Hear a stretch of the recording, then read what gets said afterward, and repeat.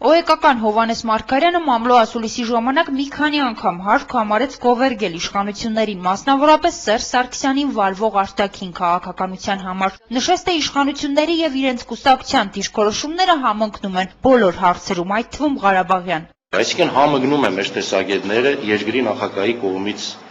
այն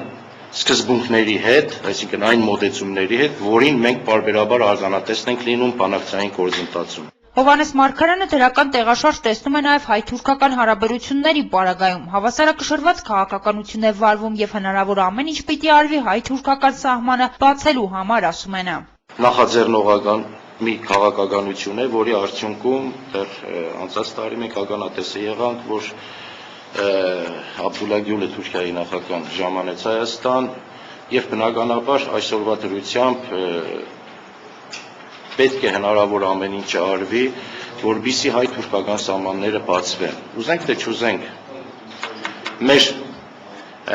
հարևանների հետ մենք պետք է փորձենք որոշակի հարաբերություններ կառուցենք։ Իսկ ինչու այս ողջ ընթացքում օրինաց երկիր կուսակցությունը ետին պլանում էր եւ ընդհանրապես Երևանի ավագան ընտրություններից հետո ակտիվ քաղաքականությամբ առանձնապես աչքի չի ընկնում։ Երբեք ետին պլան չի մեղվել, չի մեղվելու, որովհետեւ ստացավ նա դիցուկ քաղաքապետի ընտրություններում շուրջ 21000 վստահության թվե, իհարկե մենք ակնկալում էինք ավելին, այսինքն 7%-ի շեմի հաղթահարում, բայց ինչպես գիտեք, օբյեկտիվ եւ սուբյեկտիվ պատճառներով, այսինքն մասնավորապես խոսքս կուզենայի հղում կատարել, որ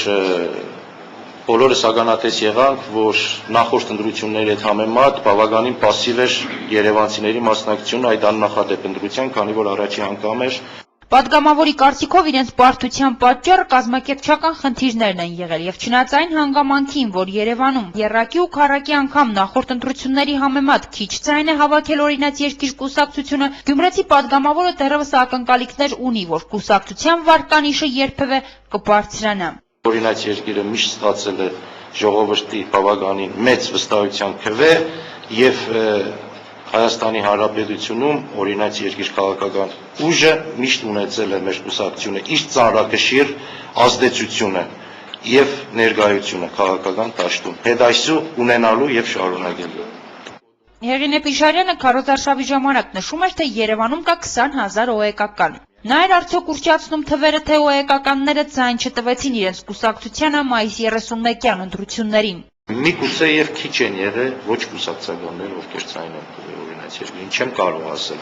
Իսկ Գալա հեռուստաընկերության այն հարցին, թե օրինաց երկիր կուսակցության պարտության պատճառը գուցե այն էր, որ կուսակցությունը կտրուկ փոխեց իր քաղաքականությունը ընդդիմադիր ճամբարից անցնելով իշխանական, Հովհաննես Մարգարյանը պատասխանեց. Ոչ, իհարկե ոչ, մեզ մեկնված արժանապատիվ ձեռքի երբ մենք սեղմեցինք,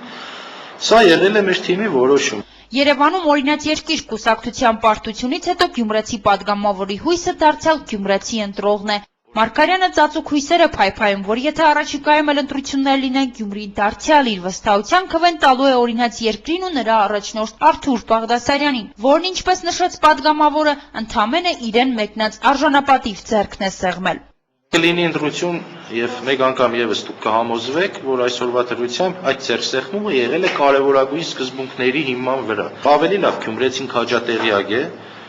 թե ինչի համար է ցայնը տվել եւ վստահ է, եւ բնականաբար հետ այսու է կվստահեն եւ մենք ակնկալում ենք բավականին լուրջ վստահության քվե։ Արմենի Վարդանյան, Համբարձում Պապոյան, Կալանյուս, Երևան։